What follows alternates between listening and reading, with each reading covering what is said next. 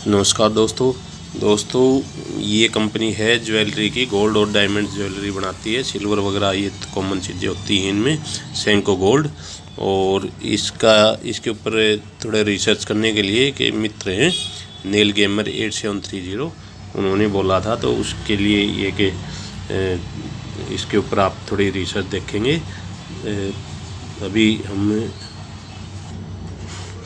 अभी हम इसका प्राइस देखेंगे सबसे पहले, क्योंकि हम स्टॉक मार्केट से रिलेटेड चीज़ है। हमारा मेन मकसद है पैसा बने, सही तरीके से पैसा बने, अपने पैसे का लॉस ना हो। तो उस हिसाब से जब आप इसका आईपीओ के बाद से देखेंगे तो 400 के आसपास का आईपीओ है और उसके बाद से 1200 के ऊपर है, तो 3 गुना कर चुका है, यानी कि 200% का रिटर्न दे चुका है यहाँ तक। और जब हम इसका वीकली चार्ट देखते हैं दोस्तों, तो बिल्कुल 20 DMA के सपोर्ट लेते हुए उसके साथ साथ चल रहा है। 20 DMA बनने में थोड़ा टाइम लगता है, तो उसके बाद से आप देखेंगे तो प्राइस 20 DMA के ऊपर आती है, वहाँ सस्टेन करती है, उस पर सपोर्ट लेती है, वहाँ अच्छी बाइंग आती है और बाइंग के बाद फिर ऊपर चलना शुरू हो चुका है। हालांकि अब 20 DMA से काफ़ी दूर हो चुका है, तो ये 1100 के आसपास फिर कभी प्राइस आएगी, 1100 साढ़े 1100 के आसपास ऊपर जाने के बाद तब उसमें अच्छा बाइंग का मौका होगा। और इसका अगर डेली का चार्ट देखें तो जब ये रिट्रेस करता है तो बहुत अच्छा मौका होता है बाइंग का। जब भी आप इसमें पीछे देखेंगे तो 10-15% की अच्छी डाउनफॉल आती है और वो अच्छा सही जगह होती है बाइंग की।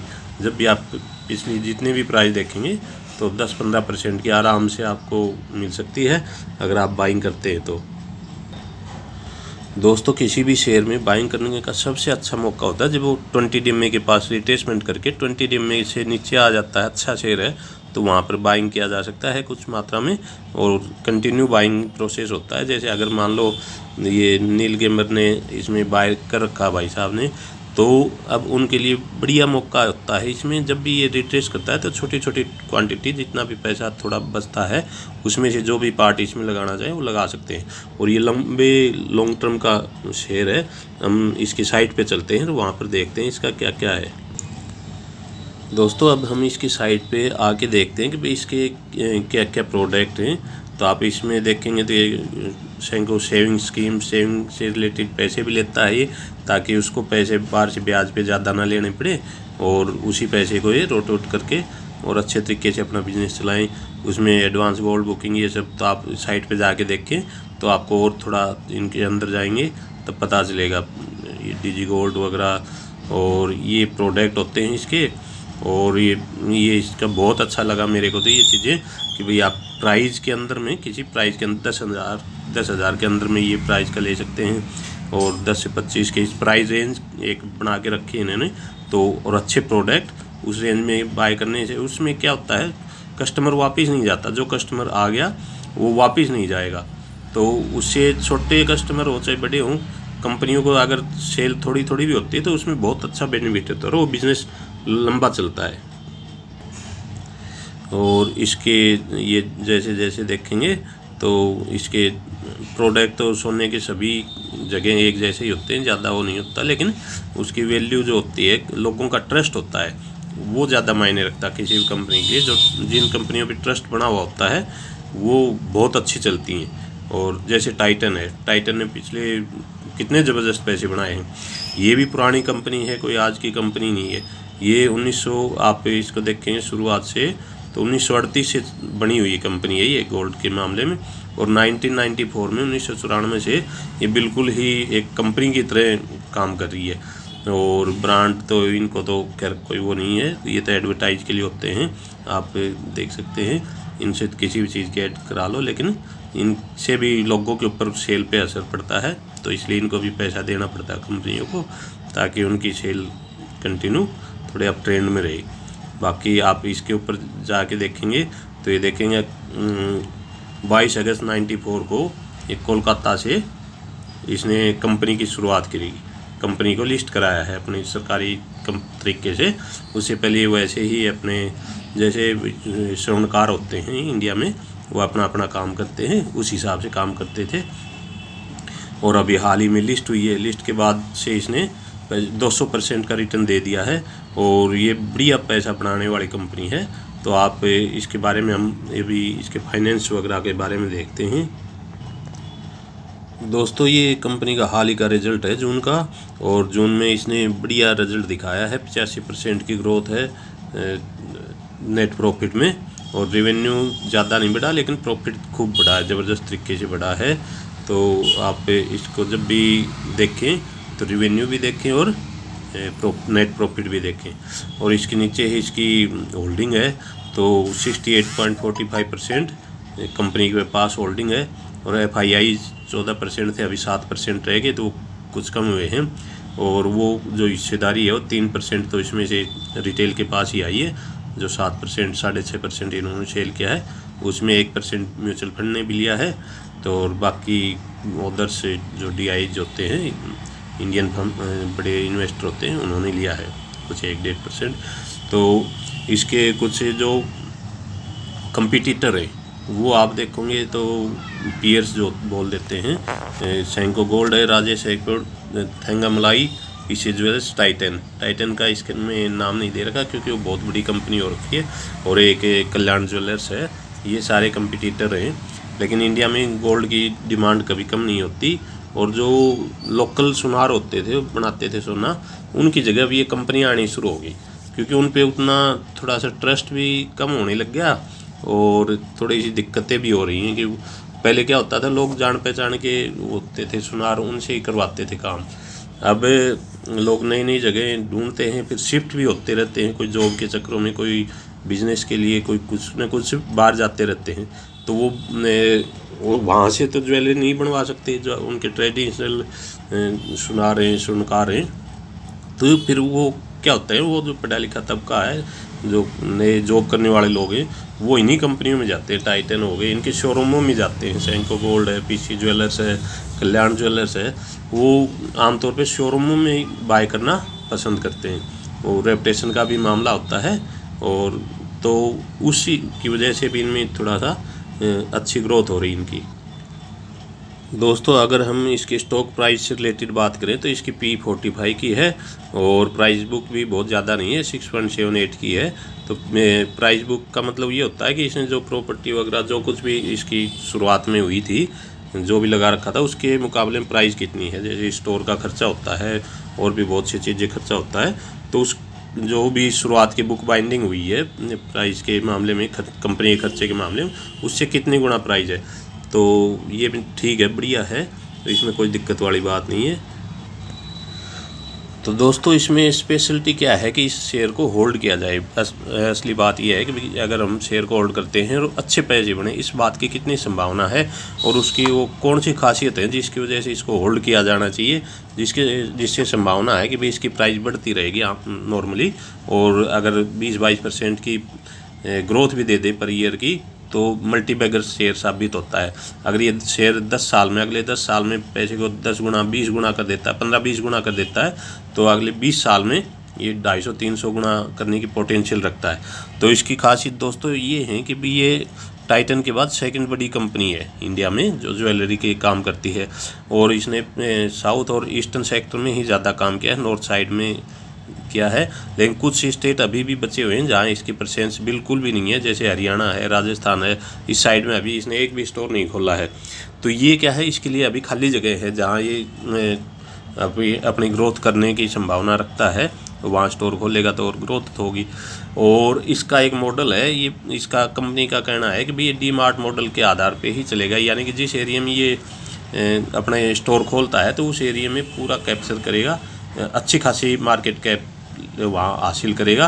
और शेयर जब इसके 30-40% 25-30% भी अगर हो जाता है किसी एक एरिया में इसके बाइंग शेयरिंग, तो वो फिर बहुत बढ़िया हो जाता है। तो मोनोपोली टाइप का ही हो जाता है। मोनोपोली एकदम से तो नहीं, लेकिन फिर भी अच्छी ड्यूपोली या 3 कंपनियां भी होती हैं, 4 कंपनियां भी होती हैं। तो इंडिया में इतने स्कोप है, इतनी आबादी है कि वो बढ़िया कंपनियां सर्वाइव कर जाती हैं, उसमें कोई प्रॉब्लम नहीं होती। और अगली बात यह है कि इसका इंटरनेशनल प्लान भी है, बाहर भी धीरे धीरे स्टोर खोल रहा है, और टाइटन ने भी खोला है अफ्रीका में, तो ये भी बाहर भी खोलने की प्लान है इसकी, और धीरे धीरे शुरू कर रहा है। तो उससे इसकी ब्रांड वैल्यू इंटरनेशनल हो जाएगी, और यहाँ भी उससे सेल बढ़ेगी, और बाहर भी स्कोप है, बहुत अच्छा स्कोप है बाहर जो सेल करने का, तो उससे। और अभी फ़िलहाल इसके 142 स्टोर है इंडिया में, शोरूम। तो अभी 142 तो देखा जाए तो कुछ भी नहीं है। इतने तो देश की कैपिटल और जो बड़े सिटी हैं शहरों में सभी स्टेटों में मिला के, अगर जो बहुत बड़े बड़े सिटी हैं Tier 1 Tier 2, तो वो इससे ज़्यादा हैं। तो मतलब हर शहर में एक स्टोर भी नहीं होता उस हिसाब से देखें तो। और उसके बदले में जब ये स्टोर खोलता जाएगा और धीरे धीरे स्टोर और एक्स्ट्रा खोलेंगे तो फिर उसी हिसाब से ग्रोथ भी होगी। दूसरी चीज़ इसमें अगली बात ये है, इसकी जो बाइंग कैपेसिटी है, यानी कि जो इसके बायर आते हैं वो 50% न्यू बायर होते हैं और 50% जो बायर होते हैं वो आमतौर पे रिपीट करते हैं, यानी कि जिसने एक बार ख़रीद लिया उसमें वो इसी के पास ही आते हैं बार बार फिर ख़रीदने के लिए, क्योंकि ट्रस्ट हो जाता है। और दोस्तों कंपनी की जो प्लान है, हर साल ही 10-12 नए स्टोर खोलने की इसके प्लान है और अभी कंटिन्यू उसी पे चल रहा है। तो अभी तक जो इसकी एवरेज है 10-12 स्टोर हर साल खोल रहा है, तो आगे भी फ्यूचर में भी इसने इसी हिसाब से ही चलना है। तो अभी 150 के आसपास स्टोर है, तो हर साल आप लगा लो 150 पे 15 स्टोर लगाओगे तो 10% ग्रोथ हो रही है सिर्फ स्टोरों की, और प्रॉफिट ग्रोथ अलग होती है, तो उस हिसाब से इसकी ग्रोथ होगी।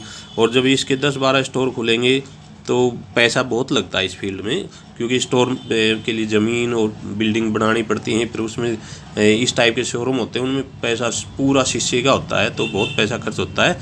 तो इसमें 15-16 करोड़ रुपए की तो फिर गोल्ड रखना भी पड़ता है, तकरीबन 20 करोड़ के आसपास।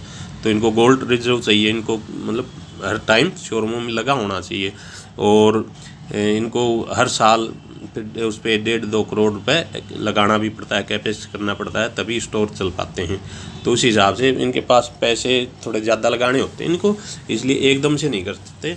तो धीरे धीरे जब ग्रोथ होती तो उसका बेनिफिट ये होगा कि भाई ये शेयर मार्केट में इसकी प्राइस भी धीरे धीरे शेयर बढ़ेगा, ये नहीं कि एकदम से बढ़ जाए और फिर एकदम से गिर जाए। ये सस्टेन करने वाले हो जाते हैं, यानी कि जैसे आप प्राइस देख रहे हैं, बस ये 20 DMA के पास आएगी और फिर चलना शुरू हो जाएगी, रिजल्ट के आसपास आएगी फिर चलना शुरू हो जाएगी, तो इससे शेयर बढ़िया चलता है। दोस्तों फाइनली अब बात ये आती है कि इस शेयर को होल्ड कब तक करें। तो दोस्तों इस चीज़ को थोड़ा सा गौर से देखें। जब भी प्राइस, दोस्तों अगर आप ये शेयर अब कंटिन्यू अब 20 DMA की सपोर्ट लेके ऊपर जा रहा है, तब तक इसको छेड़ने की जरूरत नहीं है, बल्कि 20 DMA के पास आता है तो आप कुछ और क्वांटिटी थोड़ी बहुत खरीद सकते हैं, थोड़ी थोड़ी क्वांटिटी खरीदें। लेकिन जब ये पिछले लो को तोड़ देता है, जैसे हम शुरुआत से चलते हैं, जो इसका शुरुआत का लो है वो ये बनता है दोस्तों, अगर ये 350 को तोड़ देता है तो फिर एक बार के लिए निकल जाना बुलाइए। तो उसके बाद अगर इसका अगला सपोर्ट देखते हैं तो ये 600 के आसपास, अगर 600 को तोड़ के सस्टेन करता है, यानी कि प्राइस नीचे रुक जाती है कंटिन्यू, तो फिर निकल जाना चाहिए।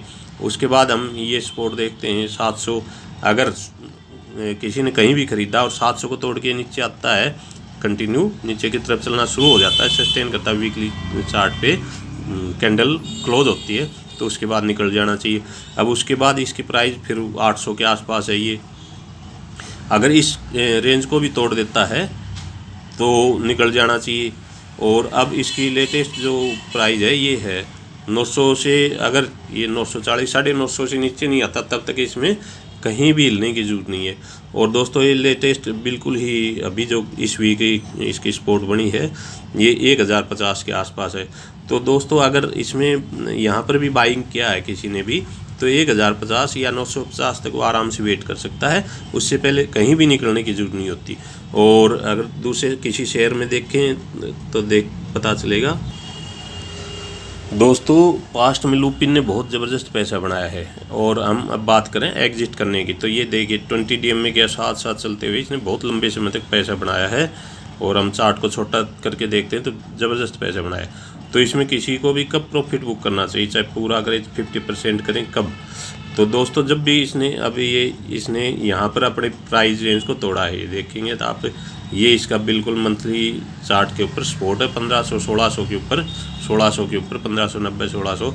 और जब इसको ये कैंडल ने तोड़ के सस्टेन कर दिया तो 1500 के आसपास इसको सेल करने में कोई बुराई नहीं है। और दोस्तों अगर 1500 पे भी सेल करते हैं इसको, तो इसने कितना पैसा बनाया है वो देखते हैं हम। दोस्तों अगर किसी ने लुपिन को 150 रुपये के ऊपर भी ख़रीदा है, हम राउंड फिगर में ले रहे हैं, 1500 है तो 150 से 10 गुना हो जाता है, तो अगर किसी ने 150 रुपये के ऊपर ख़रीदा है 2009 में, तो 2016 में इसको बिक्री किया। तो दोस्तों इसको 2016 में यहाँ पर सेल होती है इसकी 1500 के आसपास, 1500 पे जब ये कैंडल क्लोजिंग देती है। तो दोस्तों सिर्फ 7 साल में ही 10 गुना हो चुका है शेयर, और 10 गुना करके बिक गया तो कोई नुकसान वाली बात नहीं। हालांकि ऊपर से हम देखते हैं तो 2100 से और 1500 आ रहा है, तो वहाँ तो 3-4 गुना और हो जाता है। लेकिन इस टाइप की एक्यूरेसी शेयर मार्केट में नहीं होती, पैसा खूब बढ़ जाता है। जब गिरने के बाद भी इतना पैसा कम नहीं होता है। 10 गुना आप 7 साल में लगाओगे तो कितना पैसा, कितनी रिटर्न बनता है। तो इस टाइप से जब 20 DMA के ऊपर मंथली चार्ट पे या वीकली पे क्लोजिंग दे देते हैं बढ़िया तरीके से, और पिछले जो भी है अभी उसी पे सेंको पे चलते हैं। दोस्तों ये सेंको का मंथली चार्ट है, इसमें मंथली चार्ट में अभी ये सपोर्ट है। किसी भी एरिया में अगर 900-1000 के आसपास आके वापस फिर रुकता है, और वीकली चार्ट में अगर ये इस किसी भी तरीके से 950 को तोड़ देता है, तो 1000 जब 1100 से नीचे आता है तो इस प्राइस को ऑब्जर्व करते रहना चाहिए। और जब यहाँ बिल्कुल फाइनली तोड़ देता है, नीचे की तरफ जाना शुरू हो जाता है, तो निकल जाना चाहिए। हालांकि कुछ क्वांटिटी यहाँ भी जैसे इसको तोड़ता है 1050 के आसपास आता है, तो 50% क्वांटिटी में प्रॉफिट बुक कर लो, और अगर नीचे आता है तो फिर अपना जितना निकालना निकाल लो। लेकिन जब लंबे समय में चल रहे हैं शेयर, तो उनको छेड़खानी ज़्यादा करने की जरूरत नहीं होती, बहुत ज़बरदस्त पैसा बनता है। दोस्तों जब शेयर 10 गुना हो जाता है, तो जब शेयर वहाँ से 10% भी बढ़ता है, तो हमारा जो प्राइस है बाइंग का वो 100% बढ़ जाता है। इस तरीके से बढ़ती प्राइस बाद में बहुत ज़बरदस्त तरीके से बढ़ता है। तो दोस्तों वीडियो काफ़ी लंबा हो गया, लेकिन आप अपनी रिसर्च भी करें और अपनी रिसर्च के हिसाब से ही शेयरों में बाइंग वगैरह करें, जो भी करना हो, क्योंकि कोई एडवाइस नहीं दे सकता मैं, सेबी रजिस्टर्ड होना चाहिए उसके लिए। और अगर वीडियो अच्छा लगा हो दोस्तों तो लाइक करें, और चैनल को सब्सक्राइब भी करें, दोस्तों को वीडियो भी शेयर करें। और इसी तरीके से अगर आप रिसर्च करेंगे, खुद की भी रिसर्च करेंगे, नॉर्मल चीज़ें हैं ये, तो प्राइस को आप कंटिन्यू देखते रहो। चार्ट जितना ज़्यादा देखोगे आप, उतनी ही नॉलेज बढ़ेगी, चार्ट के आप एक्सपर्ट बन जाओगे कुछ समय 2-3 साल में। बस आपने प्राइस को देखना कि प्राइस कहाँ से मुड़ा, सिर्फ एक 20 DMA को ध्यान में रखो, और थोड़ा बहुत MACD वगैरह देख सकते हो, लेकिन बहुत ज़्यादा देखना ही, सिर्फ 20 DMA को भी देखो। 20 मूविंग एवरेज है 20 डे की, और ये बिल्कुल इसमें लगी रहती है MA20 MA। तो इसकी प्राइस को नोट करते रहो बस।